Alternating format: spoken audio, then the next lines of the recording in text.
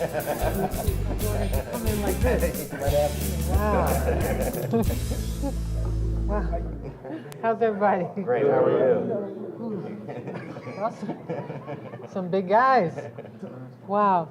Let's give a big round of applause to the St. Francis Academy football team. One of the highest ranked football teams in Maryland's history. The Panthers were 13-0 and ranked #1 in the state of Maryland for the first time in the school's history. Congratulations, you all. The team's motto is Be More Team. Be More's team. Right? How y'all say that? Be More's team. All right. So I've invited them here today because I'm really proud that they represent our city well. On national TV, they defeated Bingham, Utah. How you say it? Bingham, Utah. 40. This is not even a score. Was anybody on the field?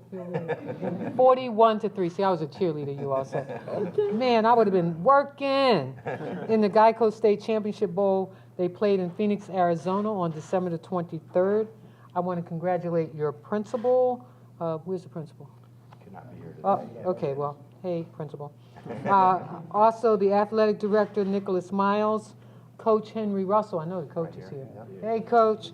And Coach Biff Pugh. He couldn't be here. Okay, whatever. All right. Coach Keith. Cormanic, go ahead. Yep. And Russell. Okay. Ann's not here. No. Okay, all right. Anyway, these 53 team members of varsity at St. Francis really have represented the city well. They have just done some exciting things with our city.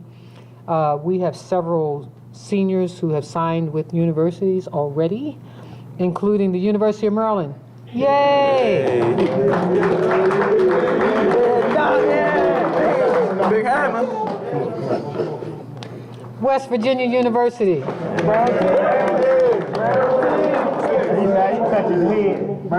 University of Alabama. Head of our Parks and Recreation would be glad to hear that. Duke University. And St. Francis in Pennsylvania. Anybody else signed up for anything yet? Y'all want to give a shout out? Where? Georgetown. Hey, shout out to Bond, man. Anybody else want to shout out? Carl Williams. I guess y'all understood that. Well, again, I just want to say congratulations. Very exciting to have you all here. And again, just a reminder to all of us how great our young people are in our city, doing great things. Now, what you heard here was not only are they good in athletics, they're also good scholars. And some have already chosen the colleges and universities that they're going to. Thank you, Coach, for encouraging that. And some of them I'm sure we'll see in the future in the NFL, and some of them behind the side, on the sideline, some may be coaches, who knows? You know, some could be commentators. You see where our coach is going for the Super Bowl. Yep. How many of you all be watching the Super Bowl? All right. Okay. So who y'all rooting for? Eagles.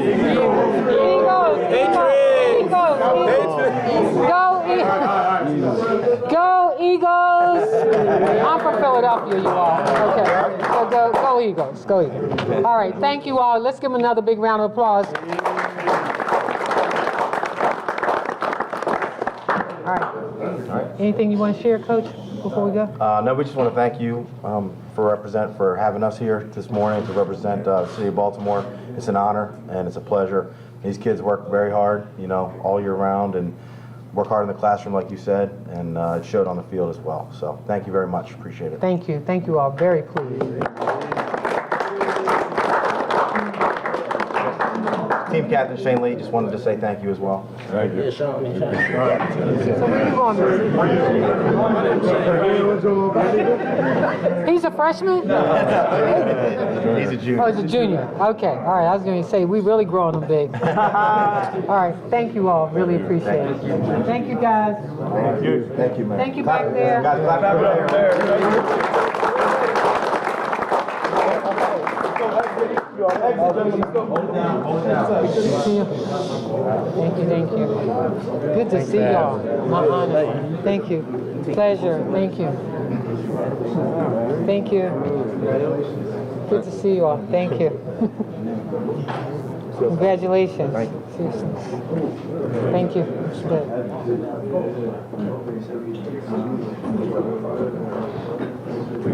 My pleasure. Honor. Did you run this morning? So this is a really great partnership.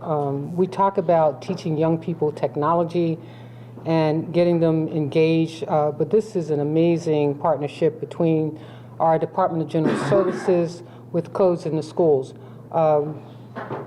Computing jobs are, as you well know, the #1 source of new wages in the United States, with an estimated $500,000 current openings, 500,000 current openings in the United States for coding jobs.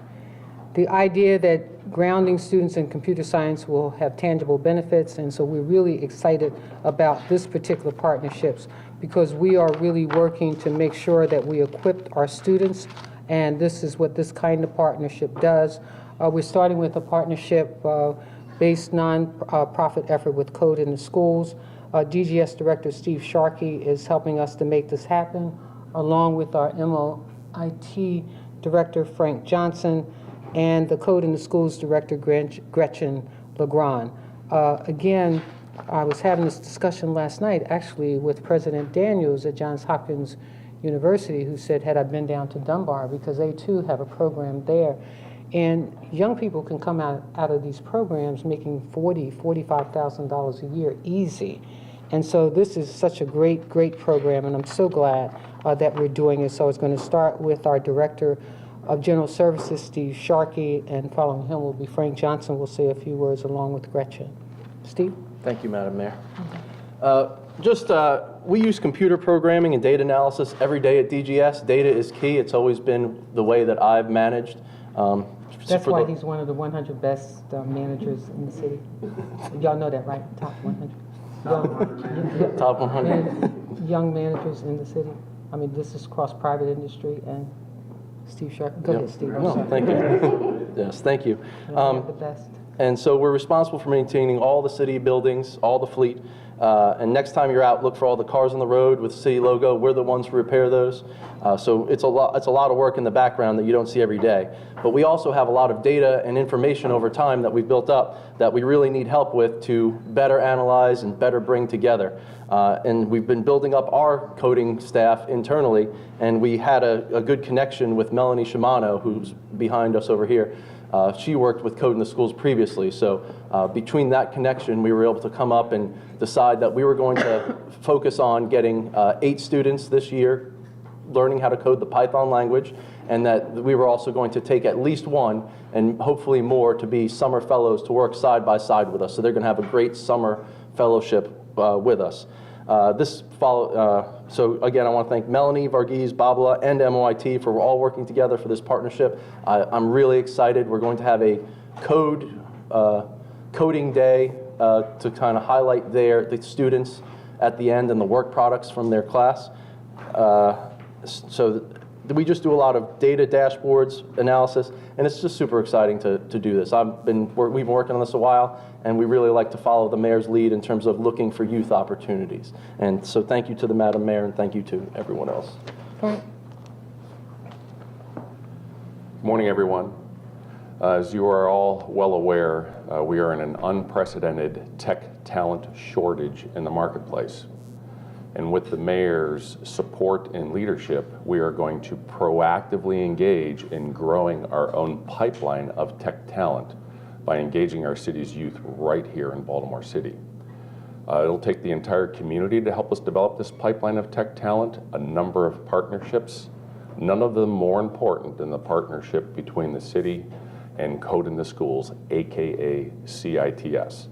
So I know all of you are here to know more about this wonderful organization and our extended partnership. So without further ado, I'd like to introduce CITS's Executive Director, Gretchen Legrand. Gretchen? Gretchen. Thank you. Well, first, thank you so much, Madam Mayor and Directors Sharkey and Johnson. We are just thrilled about this partnership For the past 5 years, Code in the Schools has been working with Baltimore City Public Schools and other community organizations to bring computer science education opportunities to the youth of the city. This year alone, we served 3,000 students from age 4 all the way up to 24. And we're thrilled about this partnership in particular because what it is going to do is allow us to take those students who are ready to move into careers and potentially college and take their advanced skills and work with the city to further our civic programs and their own careers in education. So we're thrilled about this partnership, and yeah, we're very grateful to the city for partnering with us on this. Any other? I guess that covers. Any questions? Yeah. GRETCHEN, and it's LEGRAND. It's a capital G. It's Functionally, what does this mean? I know Code in the Schools already doing a lot of good work. Are you going to be in more schools, or? It's a pipeline for our students to work directly with the city and some of the jobs that they have that they need done. Yeah. About funneling the Code in the Schools students to DGS. Or other city agencies who are looking for tech talent. MOIT is looking for tech talent too. MIT, DGS, and other city agencies. Yes. And other city employers. Yep. Private industry as well? Yep. Sure. So we know, for example, come May 9th, when we have our jobs fair, and we're inviting private sector and our own agencies in, this is one of the talents they're going to be looking for. So these students coming out of this program are probably going to have a leg up on a lot of opportunities that will be out there. And so that's why down in Dunbar, P-Tech schools, these individuals are really going to be available for futuristic jobs. And so as we upgrade technology in the city, and I think no one's done that better than the Department of General Services, these jobs become more and more prevalent, and young people know more about technology than most of us do. And so we're really grateful for the partnership. And again, for creating the own pipeline within our own city agencies as well. Okay. Any other questions? All right. Thank you. All. Thank you. Thank you. How many people watched the State of the Union address last night? I did. Did? Good. You were asleep. It was long. I think this was one of the. I think they said one of the longest. If I'm correct. Good. We want to wait for you. Look forward to reading the recap. Easier to read the recap.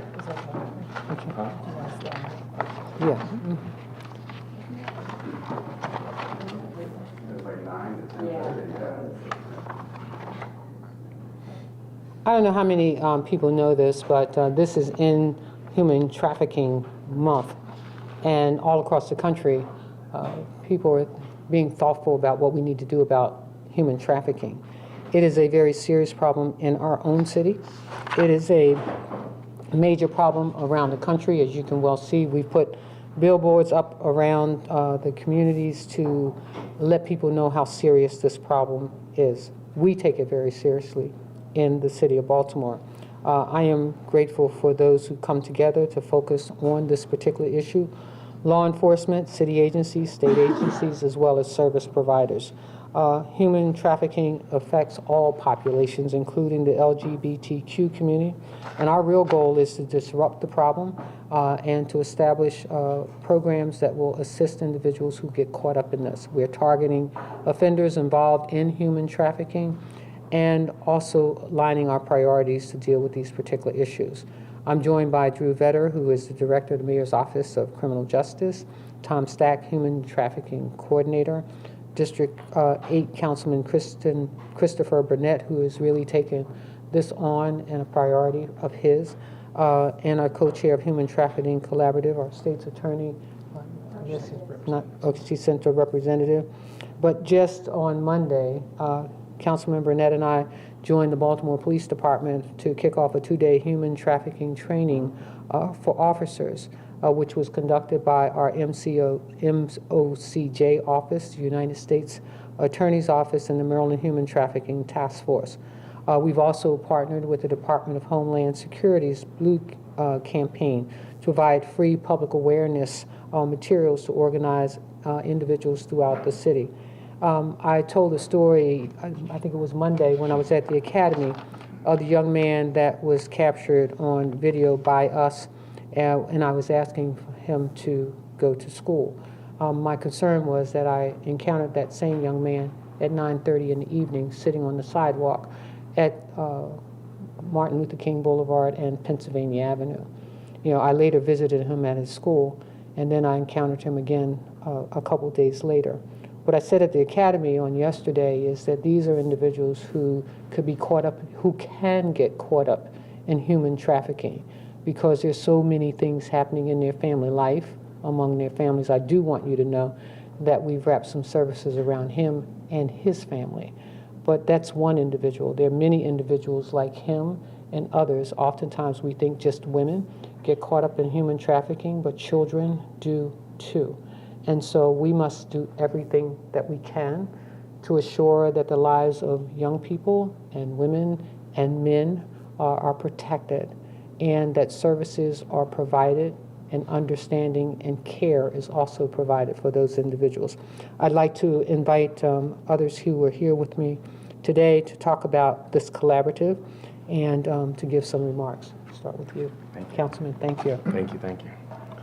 I'd like to start by thanking Mayor Pugh for making this a priority as well, and Tom Stack, who co-chairs the Human Trafficking Collaborative with me, and all of our partners in law enforcement, State's Attorney's Office, victim advocates, housing service providers. It's really been all hands on deck around this issue. I can say this isn't something that I ran on.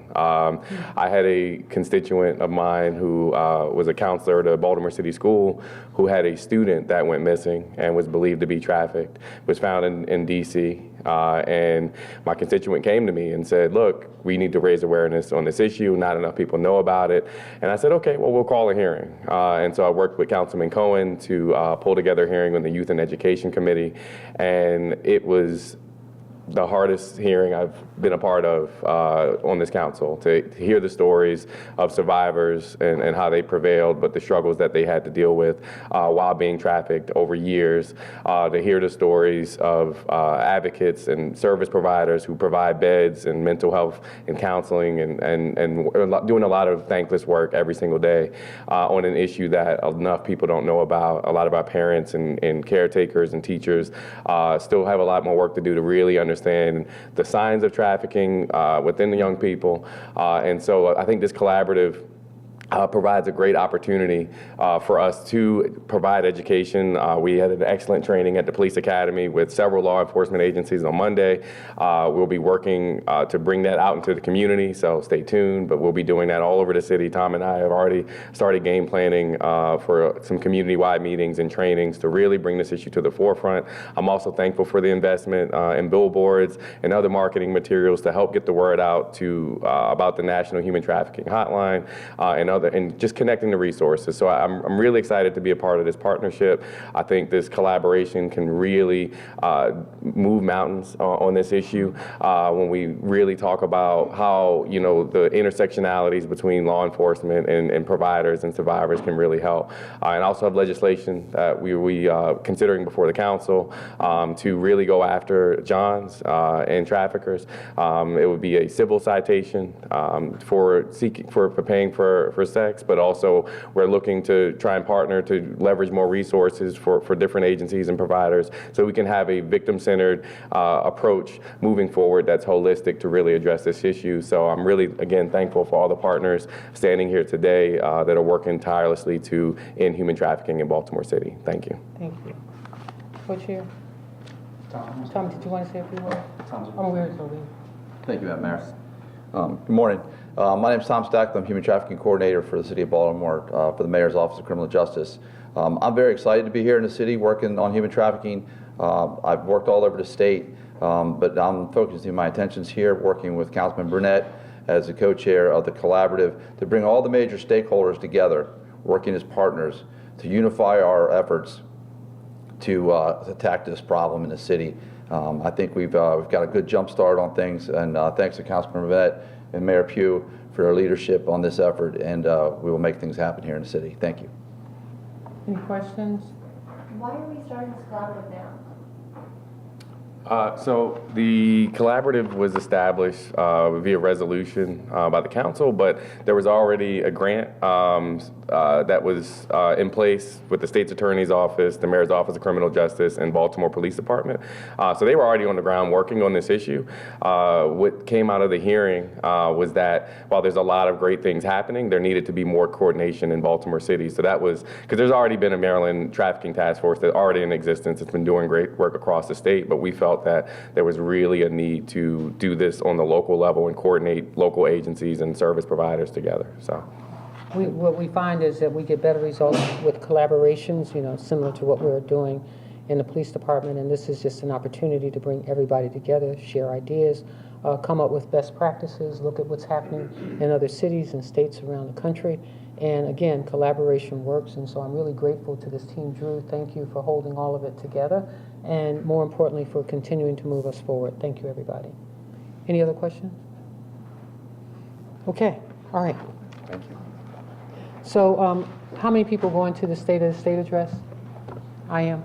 So I'll take a few questions. I understand you may have an update on your position or administration's position on the bill about tax credits for... So let me be real clear. I sat in this room on yesterday with the budget people looking at last year's budget, and what I said to them is, I can't look at this year's budget without looking at last year's budget. The budget department does not run the city. The budget department makes recommendations. And I said very clearly that we would not speak out on the bills that's being proposed as such. What was not understood was that, first of all, we provide $5,000 tax credits for everybody, including city workers who want to buy property in the city. And the budget department gave advice to the folks in Annapolis. They were not to testify against a bill like that. We believe in strengthening our city agencies and folks who work for us. But again, there's lack of knowledge of things that are currently on the books, like the $5,000 tax credit. We're also creating another tax credit program for the Park Heights area, as you well know, because we're focused on improving that corridor, which will probably provide up to $10,000 in tax credits for people to live in that community. We haven't put it all together yet, but yeah. So do you support the bill or not? I haven't seen the bill. Okay. Yeah, I haven't seen the bill. So what I said when I was briefed on the bill briefly on yesterday about what the bill does, and the finance department made an argument around why they would oppose the bill. And I said we would not speak out on a bill such as that because it hasn't been fully vetted. But people in our community should understand that there is a $5,000 tax credit for every individual in this city. Madam Mayor, you are supposedly creating a TV studio room that may cost upwards of $150,000. So let me be real clear. I explained this to Ian Duncan on yesterday, that we're not creating a studio in City Hall. There is a studio across from City Hall in the president's office for the city council so that they can broadcast live. What I said was that Comcast provides 1% of their dollars to our cable office to upgrade equipment and so forth in the city. We have a channel that they gave us. We already have a station. There's no room in here to create a studio. Now, the RFP that was written back in May that was tried to be tied to an individual that I hired to oversee communications just in December, the RFP was created back in May. So I've not seen the RFP. What I said to Mr. Duncan on yesterday is that this is not taxpayers' dollars, that this is cable communications from Comcast that gives us money every single year, and what we should do is go back and look at the dollars that they've given us so that we can always have up-to-date technology in the mayor's office. We do create commercials and so forth here in City Hall. You all are here now. So we can't live stream. Technology can allow us to do that. So to the extent that some of these press conferences can be held live, we'd love to do that. However, what I asked for was a monitor that works, that we don't have to slide it up and down. So no, we're not creating a TV. Anybody who's been in the TV business, I've been in the TV business. I've operated 9 radio stations and 2 television stations. There's no way you can build a TV studio and you can ask your prospective stations for $100,000 or $150,000. Impossible here. So you want to upgrade the studio that exists? Yes. What do you envision? Do you envision renovations here? Or No, not at all. Line the live stream or what? I haven't seen the RFP. What I understood that they wanted to do was to be able to live stream press conferences or things like that, but we're not creating a studio here. Mayor, there's a lot of allegations that have come out of the country's task force trial about overtime, and police overtime, and including testimony that city employees can file 100 hours worth of overtime without filing a slip, that officers are getting overtime for guns, that officers are getting overtime without showing up. How do you respond to that given the the city's fiscal situation? So you do know that we're currently auditing overtime? Yeah, but we haven't seen it. So Yeah, I haven't either because it's not complete yet. As soon as it's complete, you'll see it as I will see it. I haven't seen it yet. do you It's believe not the done. allegations that Kevin Davis knew about this? I don't know that they called Kevin Davis by name. They did. Well, They again, said that he knew that they Well- were getting overtime for guns. Do you support that kind of overtime? I don't support, first of all, we're auditing overtime. That's exactly what we're doing. Every week, we meet with our police department through CompStat, and we have a focus on reducing overtime. Technology in this police department, the payroll system is out of whack. I've asked my technology people to look at, people are still using, we're handwriting their time slips. That's not what we want for this city. We want it to be accountable and we want it to be transparent. And when we get through this audit, believe me, you will have all that information. I'll make sure you Do you do. have any sense of when this audit will be completed? I will check and we'll let you know. Madam Mayor, there was a press conference or a call that city officials sat on with Amazon on Friday. What was your main takeaways from that call? I want you to know that we were very specific on that call because they were so complimentary. You would have thought that we would have been at the top of the list, in my own opinion. They kept talking about how great the proposal was, how that our investment in the technology in our schools was going to bode well for us in the future. So I asked specific, was it crime? We just want you to keep doing what you're doing. Was it transportation? You all are moving in the right direction. And I think if you would have separated us all and asked us individually, everybody heard the same thing. They said that they used data, I believe it was. They learned a lot about Baltimore. They felt that we were prepared for the future. And we asked the question, why were we not on the list? And the only thing that they shared with us is that they thought we did a great job. And one of the things that I think anybody wants to know when you're engaged in these kinds of efforts is, what could I have done? And we asked that question, what could we have done to improve the presentation? And the only thing that we got was to keep on doing what you're doing. So I invited them to look at the 24-page spread that's going to be in Southwest Airlines if they want to continue to learn more about Baltimore. But that was the feedback that we got. So do you have any particular takeaways for what you might do differently next time?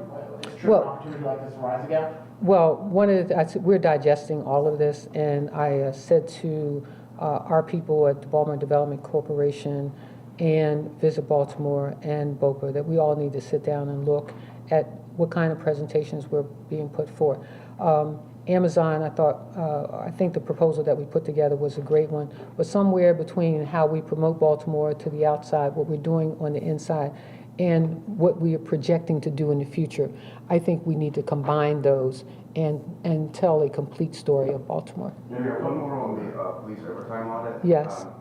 Can you talk to what you're actually doing and why it's taking so long? Like, are you going through timesheets? Are you having people track? So why don't I have those who are conducting the audit at our next press conference to talk to you about how they're auditing I'll be glad to do that, how we're auditing the police department.